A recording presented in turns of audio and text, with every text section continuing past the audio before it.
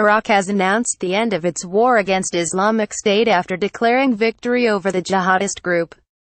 Prime Minister Haider al Abadi said the country's armed forces were in complete control of the Iraqi-Syrian border, which contained the last few areas held by IS. It comes 2 days after Russia said its mission supporting the Syrian regime to oust its jihadists had been accomplished.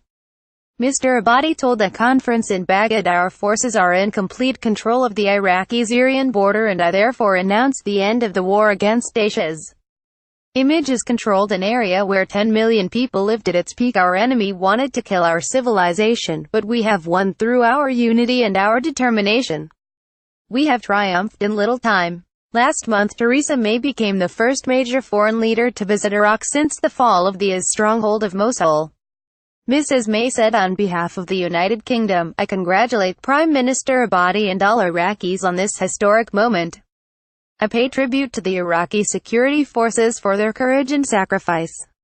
Daesh no longer holds significant territory in Iraq or Syria. This signals a new chapter towards a more peaceful, prosperous country.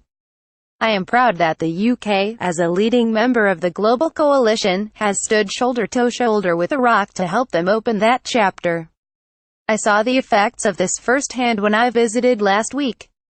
Video May vows to continue fight against Islamic State has seized large swaths of Syria and Iraq in 2014, with some 10 million people living in territory under its control at its peak. Foreign fighters, including dozens of Britons, flocked there, traveling mostly through Turkey, to live under the so-called caliphate declared by its leader Abu Bakr al-Baghdadi. The jihadist group carried out a campaign of terror in the region, including beheadings, hangings, public floggings and the torture of prisoners. The ticking bombs Islamic State left behind in Iraq. The rise and fall of Islamic State in Raqqa. Iraq's fight back, backed by an air campaign waged by a US-led coalition, began with the liberation of Tikrit, the hometown of Saddam Hussein, in March 2015 after it had been under his control for nearly 10 months.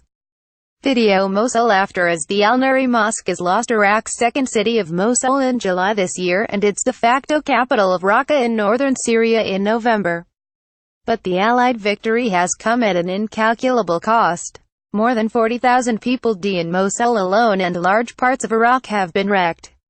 In a statement on Twitter, the US-led coalition said congratulations to the government of Iraq and the Iraqi security forces on the liberation of all Daesh-held populated areas in Iraq.